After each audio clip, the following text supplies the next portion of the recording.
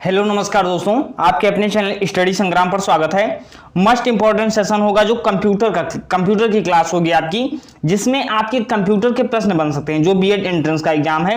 क्योंकि आप टेस्ट में देखे होंगे, प्रीवियस ईयर को देखे होंगे, 3 से 4 प्रश्न आपके बन रहे हैं।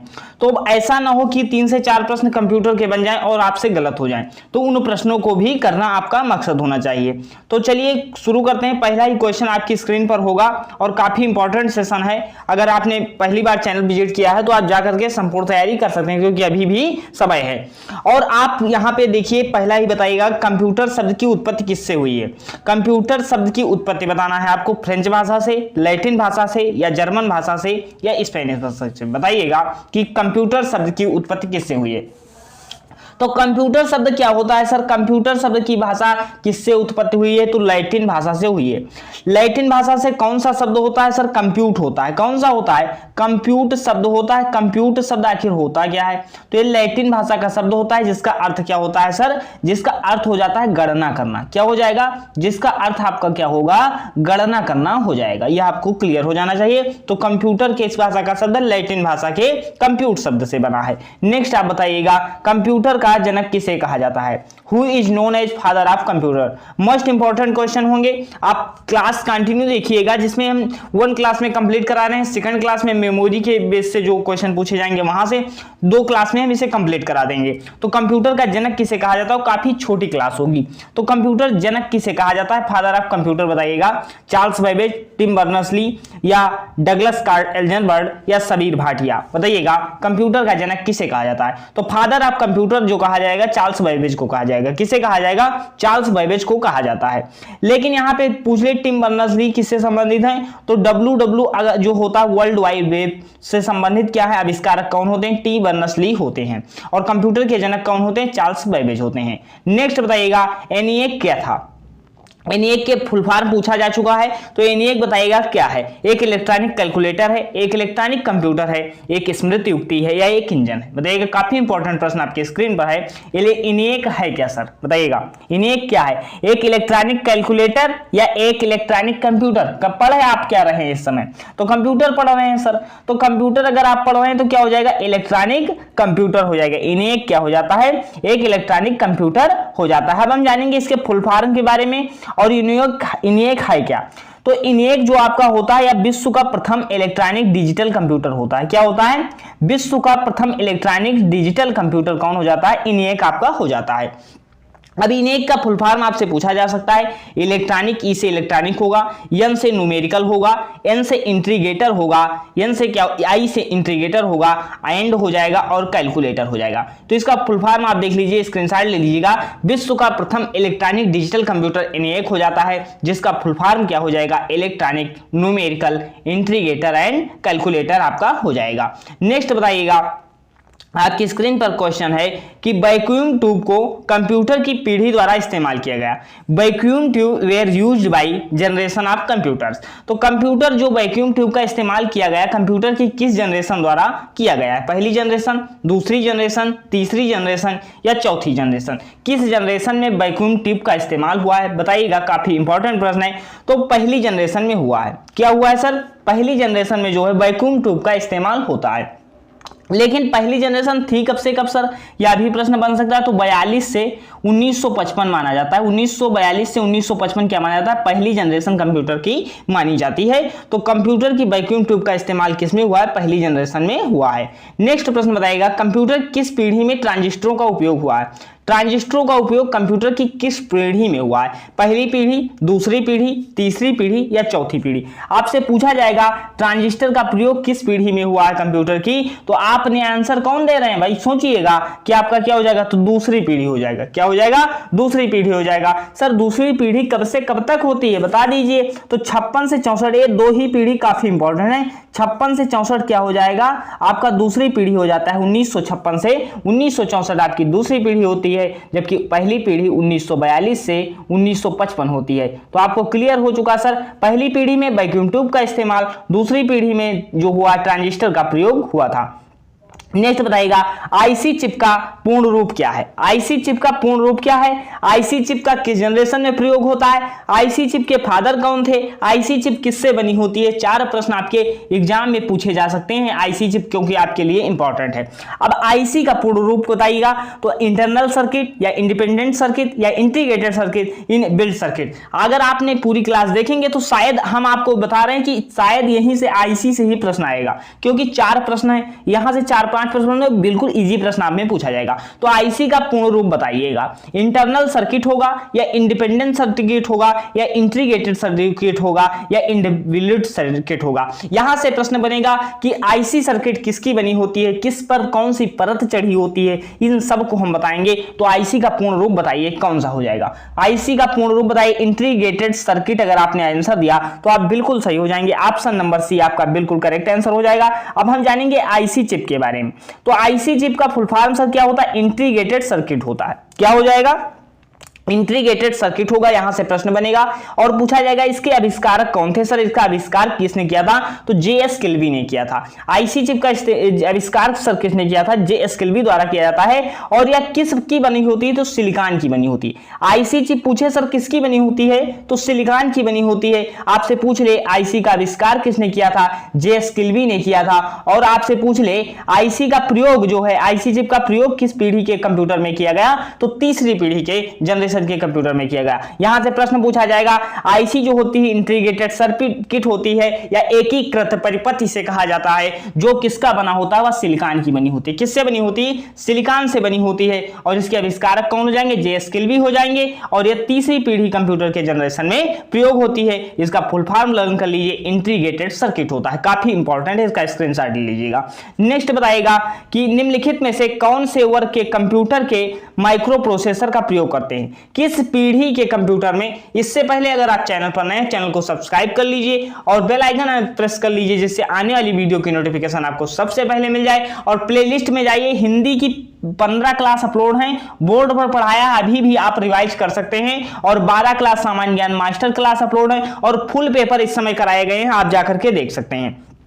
अब बताइएगा कौन से वर्ग के कंप्यूटर माइक्रो प्रोसेसर का उपयोग करते हैं। माइक्रो प्रोसेसर का उपयोग कौन करता है, पहली पीढ़ी के जनरेशन कंप्यूटर या दूसरी पीढ़ी के या चौथी पीढ़ी के, बताइएगा। माइक्रो प्रोसेसर का प्रयोग किस पीढ़ी के कंप्यूटर में हुआ है, बताइए। माइक्रो प्रोसेसर का प्रयोग पहली में वैक्यूम ट्यूब का इस्तेमाल हुआ सर, दूसरी पीढ़ी में क्या हुआ था सर, पहली पीढ़ी में वैक्यूम ट्यूब का इस्तेमाल हुआ था, दूसरी पीढ़ी में क्या हुआ था, तीसरी पीढ़ी में आईसी चिप का इस्तेमाल हुआ, तीसरी पीढ़ी में आईसी चिप का, दूसरी पीढ़ी में क्या हुआ था सर, ट्रांजिस्टर का प्रयोग हुआ था, ट्रांजिस्टर का प्रयोग हुआ था। तो माइक्रो प्रोसेसर का प्रयोग सर किस में हो जाएगा, चौथी पीढ़ी में हो जाएगा। हमने चारों पीढ़ी करवा दी, एक ना एक पीढ़ी से क्वेश्चन बन सकता है। तो चौथी पीढ़ी का प्रयोग किससे हुआ, माइक्रो प्रोसेसर से हुआ। नेक्स्ट क्वेश्चन आपकी स्क्रीन पर है। आईबीएम जो है एक कंप्यूटर निर्माण करने वाली एक मशीन होती है, एक कंपनी है। तो आईबीएम का फुल फॉर्म आपको बताना है, Indian business machine, international business machine या इटालियन बिजनेस मशीन या इंटीग्रल बिजनेस मशीन।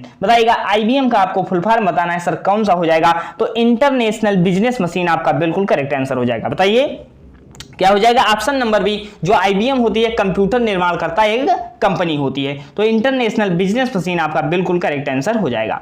नेक्स्ट बताइएगा भारतीय सुपर कंप्यूटर के जनक कहलाते हैं, भारतीय सुपर कंप्यूटर के जनक कहलाते हैं रघुनाथ माशेलकर, विजय भटकर, जयंत नागरकर या नंदन नीलकणी।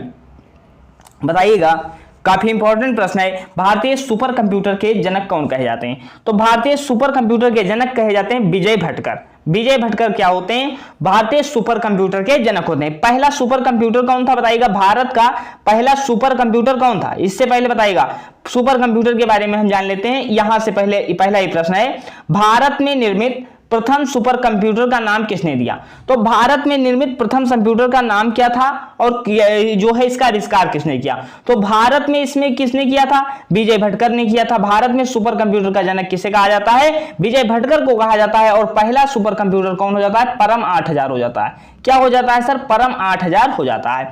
नेक्स्ट आप बताइएगा कि भारत में निर्मित प्रथम कंप्यूटर का क्या नाम दिया गया, प्रथम सुपर कंप्यूटर का क्या नाम दिया गया। आकाश, परम, अर्जुन या सिद्धार्थ? बताइएगा। भारत में प्रथम सुपर कंप्यूटर का क्या नाम दिया गया? तो बताइएगा, काफी इंपॉर्टेंट प्रश्न है। तो परम 8000 जो था क्या था? या भारत में निर्मित प्रथम सुपर कंप्यूटर था। भारत में निर्मित प्रथम सुपर कंप्यूटर था जो सीडेक कंपनी द्वारा बनाया गया था। किसके द्वारा? सीडेक कंपनी के द्वारा बनाया गया था। आप देख सकते हैं भारत में निर्मित प्रथम सुपर कंप्यूटर कौन था? परम 8000 था। क्या था?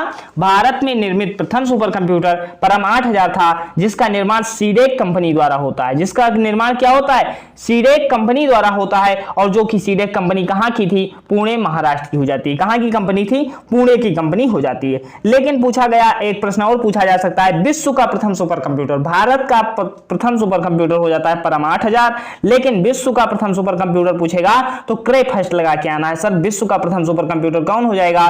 क्रे फर्स्ट आपका बिल्कुल करेक्ट आंसर हो जाएगा। नेक्स्ट बताइएगा, जो इनपुट डिवाइस होते हैं, इनपुट डिवाइस में क्या होता है सर? इनपुट डिवाइस याद कर लीजिएगा। इनपुट डिवाइस जैसे जो होता है कंप्यूटर पर जो हम इंटरेक्शन देते हैं, जैसे डेटा को कंप्यूटर में जब डालते हैं तो वो क्या होता है? इनपुट डिवाइस के माध्यम से डालते हैं। और जो हमें जो होता है क्या होता है?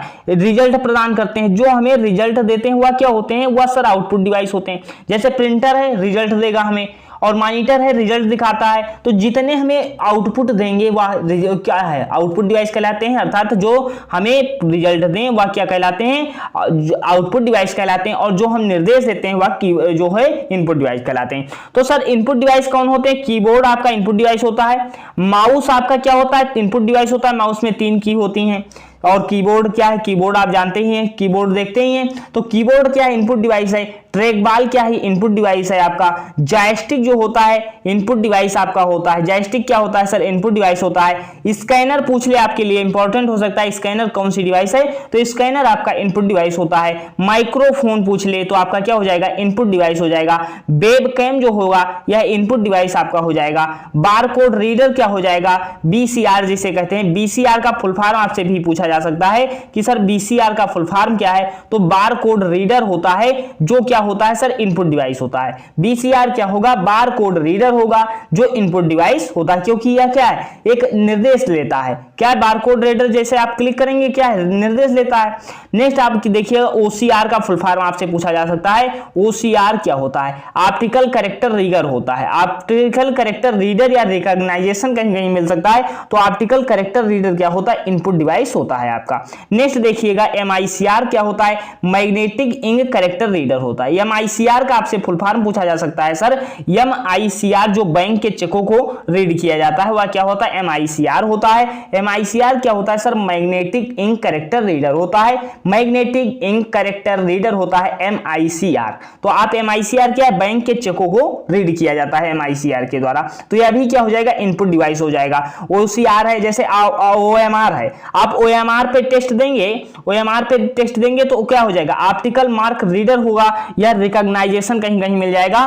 तो यह भी क्या होता है सर? इनपुट डिवाइस होता है। क्या होगा? इनपुट डिवाइस होगा। आपसे पूछा जाएगा ये स्पीच रिकॉग्नाइजेशन सिस्टम, यह क्या है? इनपुट डिवाइस है। लाइट पेन क्या है? इनपुट डिवाइस है। टच स्क्रीन क्या है? इनपुट डिवाइस है। क्या हो जाएगा? टच स्क्रीन आपका इनपुट डिवाइस है। इसमें कुछ देख सकते हैं, इंपॉर्टेंट देख सकते हैं। तो आपको स्कैनर याद कर लेना है कि सर क्या है? इनपुट डिवाइस है। माइक्रोफोन क्या है? इनपुट डिवाइस है सर। ये याद कर लेना है, ओसीआर बारकोड रीडर, ओएमआर, ये पूरे चारों याद कर लेने क्योंकि इनकी फुल फॉर्म पूछी जा सकती है। नेक्स्ट इसमें जो है हम जब कराएंगे दूसरी क्लास, उसमें क्वेश्चन भी इनपुट आउटपुट के करवा देंगे। आउटपुट डिवाइस देख लीजिएगा। आउटपुट डिवाइस क्या होते हैं? जो रिजल्ट हमें प्रदान करें। रिजल्ट जो हमें प्रदान करते हैं वह क्या होते हैं सर? आउटपुट डिवाइस होते हैं। तो मॉनिटर पर आप देखते हैं कि आप जैसे कोई रिजल्ट आया, कुछ है, कुछ सर्च किया तो क्या मॉनिटर पे आप शो करते हैं। तो क्या मॉनिटर आपका आउटपुट डिवाइस है। प्रिंटर क्या होता है सर? आउटपुट डिवाइस होता है। स्पीकर क्या है? हमें सुनाता है, रिजल्ट देता है कि, तो स्पीकर आपका क्या हो जाएगा? आउटपुट डिवाइस हो गया। प्लाटर क्या हो जाएगा? आउटपुट डिवाइस हो जाएगा। स्क्रीन इमेज प्रोजेक्टर क्या हो जाएगा? प्रोजेक्टर जो होता है जिसे क्या कहते हैं? प्रोजेक्टर होता है। स्क्रीन इमेज प्रोजेक्टर क्या है? आउटपुट डिवाइस है। तो ये इनपुट आउटपुट डिवाइस हो गई। इसे आप लर्न कर लीजिएगा बार बार दोबारा। तो नेक्स्ट आप बताइएगा नेक्स्ट क्वेश्चन, और इसका अगर कहेंगे तो आप लोग कमेंट सेक्शन में बताइएगा। क्वेश्चन दूसरी क्लास में हम करवा देंगे। 2 ही क्लास कंप्यूटर की देंगे, वहां से क्वेश्चन आपका आ जाएगा। ASCII का अर्थ बताइएगा। इसका फुल फॉर्म सर क्या होगा? ASCII का American standard code for immediate interchange, American standard code for immediate information, American standard code for information interchange, या Australian standard code for information, बताइएगा ASCII का फुल फॉर्म आपको बताना है। तो आपका ऑप्शन नंबर सी बिल्कुल करेक्ट हो जाएगा, आप इसे नोट कर सकते हैं, काफी इंपॉर्टेंट है। American standard code for information interchange हो जाएगा, यह काफी इंपॉर्टेंट है। नेक्स्ट आप बताइएगा, तो भाई हमने पूरा मोस्ट इंपॉर्टेंट क्वेश्चन को कराया और अच्छे से अच्छा कंटेंट दिया। नेक्स्ट क्लास में आपको मेमोरी से रिलेटेड और जितने टॉपिक बन सकते हैं सब एक क्लास में करा दिया जाएगा। तो अगर पहली बार चैनल पर जुड़े हैं तो बेल आइकन को ऑन कर लीजिए, जिससे आपकी दूसरी वीडियो मिले तो आपको एग्जाम के पहले आपको 6 से पहले ही मिल जाएगी आपके लिए। तो बेल आइकन ऑन कर लीजिए। और अगर आपने हिंदी की प्रिपरेशन नहीं की है, सामान्य ज्ञान की प्रिपरेशन नहीं की है, रीजनिंग के कुछ चैप्टर हमने पढ़ाए, जाकर के प्लेलिस्ट में देख डालिए, अभी भी 4 दिन समय है आपके पास, देख सकते हैं और संपूर्ण तैयारी अभी कर सकते हैं। क्योंकि आप वहां से अगर हमारी सामान्य हिंदी की क्लास देखेंगे, सामान्य हिंदी की क्लास बोर्ड पे देख रहे हैं, अगर नहीं भी कंप्लीट है तो आपकी कंप्लीट हो जाएगी, सामान्य हिंदी कंप्लीट हो जाएगी। सामान्य ज्ञान में अभी आपने प्रीवियस ईयर नहीं पढ़ा है तब भी आपका कंप्लीट हो जाएगा। तो आप जाकर के चैनल को सब्सक्राइब करके आप देख सकते हैं, जो कोई वीडियो अपलोड होगी तो आपको उसका नोटिफिकेशन मिल जाएगा। अंत तक जुड़े रहने के लिए आप सभी का धन्यवाद। मिलते हैं।